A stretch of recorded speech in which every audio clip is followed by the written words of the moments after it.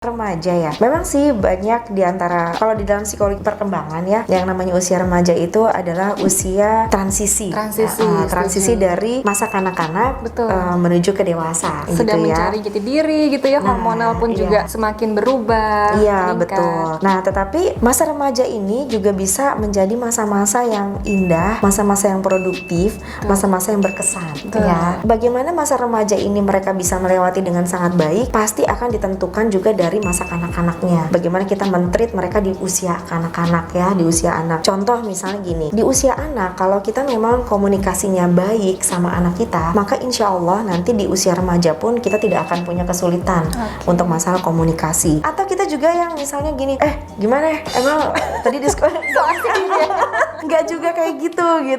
Tetap kita sebagai orang tua dengan keunikan atau dengan karakter kita, yang utama adalah bagaimana kita mau membuka diri kita, memahami pertumbuhannya dia sekarang.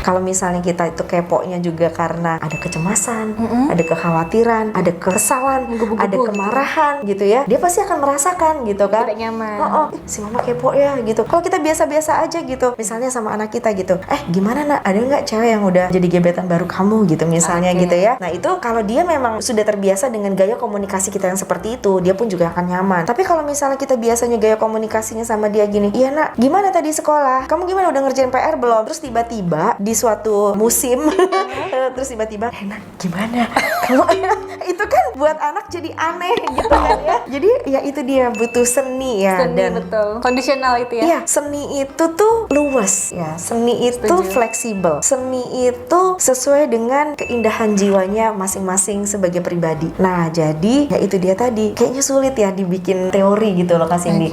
Jadi kalau misalnya kita mau belajar tentang komunikasi, sebenarnya ya kembalinya itu adalah bagaimana kita bisa menyelami diri kita sendiri dulu. Kita nih tipikalnya seperti apa, kemudian kita tujuan berkomunikasi itu seperti apa. Nah nanti pasti akan nemuin deh kayak gitu. Lebih ke mengenal diri sendiri dulu, mengenal kepribadian anak gitu ya, sifat-sifat anak. Nah kita akan mengulik sedikit, tadi kan juga Mbak Lucy menjelaskan tentang ada sanguinus, koleris. Mungkin kita boleh share sedikit di sini ya, karena masih pasti banyak yang pengen tahu apa sih tipe kepribadian. Nah siapa tahu jadi tahu nih tipe kamu yang mana. Iya. Penting sekali. Oke, pertama-tama sebelumnya aku akan ceritain dulu kenapa sih kita harus bisa mengenal karakter gitu ya. Karena mengenal karakter itu bagusnya adalah pada saat kita bersosialisasi nanti, terutama ya kita mengenali karakter anak nih ya, anak remaja kita. Dia apakah tipikal yang kolerik? Nah, tipikal kolerik itu biasanya, nah jadi tujuannya adalah supaya kita bisa memberikan pendekatan yang pas, yang tepat ke anak. Contoh, kalau anak kolerik, mereka itu nggak suka berbelit-belit, nggak suka basa-basi ya. To the point. Dan anak kolerik itu nggak suka ordering, nggak suka diperintah gitu ya. Terus gimana dong gayanya kita gitu ya untuk anak yang kolerik? Jadi anak kolerik itu biasanya dia yang suka meliding, dia yang suka memimpin gitu ya, atau dia mengarahkan, atau tanda kutip bos lah ya gitu ya mereka. Tapi ini anak kolerik ini dia cukup sangat bagus biasanya untuk organisasi, kemudian dia memanajemen diri juga bisa jadi bagus gitu ya, komunikasinya juga to the point kayak gitu ya. Nah terus kita sebagai orang tua gimana nih untuk menghadapi si kolerik gitu ya. Nah biasanya kita memancing dia untuk memberikan idenya terhadap apa yang kita mau. Misalnya gini, Kak, menurut kamu ya Kak, perempuan yang bagus jadi istri itu kayak gimana sih? Nah misalnya kayak gitu ya. Jadi dia nanti akan, kalau cari istri itu harus begini gini. Nah jadi dia yang punya ide gitu ya. Dia yang punya aturannya gitu ibaratnya. Nanti kalau misalnya ada sesuatu yang kok nggak banget ya gitu menurut kita bisa juga mengarahkan dia, meng-guide dia dengan cara misalnya, kok kayak gitu sih? Emang menurut kamu kayak gitu ya? Jadi kita memberikan banyak space atau waktu ruang tuh untuk dia lebih banyak mengeluarkan lah gitu. Nah sekarang kalau orang sanguin kayak gimana? Anak remaja yang sanguin itu tipikalnya easy going, happy gitu ya, nggak mau ribet. Nah ya, suka bercanda gitu nggak Mbak? Iya. Terus kayaknya hari-hari itu ya harus ceria gitu ya. Kalau nggak ada si anak sanguin ini, kayaknya lingkungan rumah itu bakal redup gitu, nggak ada keceriaan kayak gitu. Suka bercerita gitu ya Mbak ya? Iya. Dan anak sanguin itu suka banget cerita. Dan kalau dia udah cerita, kadang sulit untuk berhenti. Nah ini siapa yang punya nih anak sanguin di komen di bawah. Iya. Jadi mudahnya kalau punya anak sanguin, kita nggak usah banyak nanya, nggak usah banyak investigasi nih, cari tahu gitu tentang dia. Dia akan cerita sendiri gitu. Kita hanya cuma deket-deketin aja. Gimana ya? Kira-kira kalau misalnya mama begini ini gimana? Wah, udah nanti dia cerita. dari A sampai Z cerita semua. Nah, makanya ada juga orang tua yang suka nanya sama saya, Mbak gimana sih cara bikin anak tuh ngomong? Karena anaknya remaja, dia tuh nggak pernah lo cerita apa-apa sama aku aja tahu dia ranking 1 itu dari gurunya, kayak gitu. Aku aja tahu bahwa dia dapat nilai terbaik itu dari gurunya. Oh oke. Gitu ya. Nah sekarang kita lanjut nih, kalau anak melankoli gimana? Anak melankoli itu anak yang suka keteraturan, barang-barangnya harus rapi. Kalau misalnya dia naruh barang tuh pindah sedikit dia tahu tuh, misalnya dia naruh buku biasa di sini, kenapa kok mama naruh bukunya ada sini lagi gitu ya. Dia pasti aduh repot. Terus dia juga orang yang nggak suka lebay gitu, maksudnya kalau misalnya orang sanguin itu kan kalau misalnya seneng itu seneng banget ya, wah gila hebat nih kita gini gitu ya. Terus nanti kalau orang melankoli ngeliatnya gini, lebay banget sih. Mungkin kalau punya adik kakak gitu yang satu sanggun yang satu melankoli gitu ya, lucu gitu. Lebay banget sih gitu. Terus misalnya ya aku tuh depresi banget deh, masa ini tugas banyak gini. Nah buat orang melankoli itu gini, terus so what? Gitu ya. Bisa jadi kayak gitu.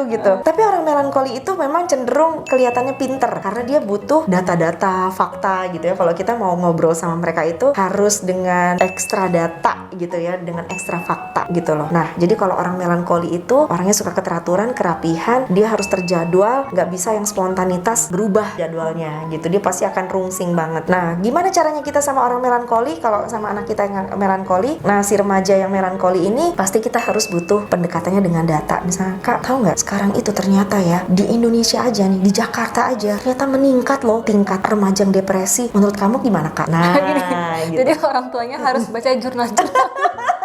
Iya, orang tua harus pinter. Berdasarkan penelitian 70-60% gitu ya. Nanti anaknya, oh gitu ya Maya. Harus seperti itu mungkin ya. Nah, bisa cara juga kasarnya. kayak gitu. Iya. Nah, tapi ini kan aku nyeritainnya umum ya. Iya, Nanti betul, teman-teman betul. bisa mencari sendiri di berbagai sumber yang lebih akurat, yang lebih detail gitu Iya, maksudnya ya. Nah, terus kalau untuk anak yang pragmatik gimana? Anak pragmatik itu dia cenderung peace gitu Cinta ya, maksudnya damai gitu cinta ya. damai. Masya Terus Allah. dia nggak bisa dikonfrontir. Jadi kalau misalnya kita punya anak yang pragmatik, akan membuat dia sangat depresi, sangat stres kalau kita mengkonfront sesuatu gitu. Misalnya, kakak bener nggak kakak kemarin sama guru dipanggil. Nah, itu bikin dia akan cemas gitu ya. Terancam Jadi gitu ya. merasa terancam. Dia tuh harus dengan pendekatan yang sangat smooth gitu ya, pelan-pelan gitu. Dan memang kalau orang pragmatik biasanya kelihatannya agak introvert. Dia lebih senang punya waktu sendiri gitu ya. Terus tidak menggebu-gebu, tidak punya ambisi, dan dia harus butuh motivasi dari luar. Berarti sangat pengaruh sekali ya motivasi dari orang tua. Iya, motivasi dari orang tua, motivasi dari guru, motivasi dari teman. Nah, mereka amat sangat butuh itu. Dan pragmatik itu adalah orang yang sangat baik untuk kita curhatin karena dia orang yang sangat mudah mendengarkan. Iya, Dia sangat sabar gitu ya. sabar mendengar gitu. Oke. Jadi orang tua boleh curhat, Nak. gitu. Bunda galau nih, silakan mah curhat aja. Kebalikan ya. Tapi jangan juga curhatin masalah perekonomian keluarga ya. Kasihan berat nanti pikirannya. Nah, kurang Oke. lebih kayak gitu deh kasih dia. Enak gitu ya berarti ya untuk Iya. mengarahkan. Ada nggak masalah di pragmatis pada anak misalnya? Oke, Cara kita kalau untuk anak hambatan. pragmatis itu ya itu dia tadi, kesannya kok agak lambat, terus kayak males gitu, kayak nggak termotivasi gitu. Nah, disitulah nanti tugasnya orang tua bagaimana bisa memotivasi lebih lagi. Karena orang pragmatik ketika dia jadi leader, dia bisa jadi leader yang sangat baik. Betul. Kenapa? Dia orang yang humanis. Betul. Dia senang memahami orang-orang. Terus dia lebih suka mendengarkan pendapat atau bagaimana nih kenyamanan di timnya gitu kan. Beda dengan orang yang si kolerik. Nah, Ya. orang kolerik pokoknya apa yang harus gue omongin itu harus dikerjakan. Ya, yang enggak gitu ya biasanya ya. Iya enggak gitu kan. Nah, kalau orang melankoli ya gitu, timnya berantakan, nggak bisa dia. Dan mungkin cenderung bahkan bisa dia akhirnya mengambil alih sendiri untuk dia kerjakan sendiri. Karena perfeksionis gitu ya. Nah, mungkin kalau ke sanguin arah- kan ya gitu rame, dan kadang-kadang targetnya waktunya mulur gitu kan ya, targetnya nggak bisa pas, nggak sesuai jadwal.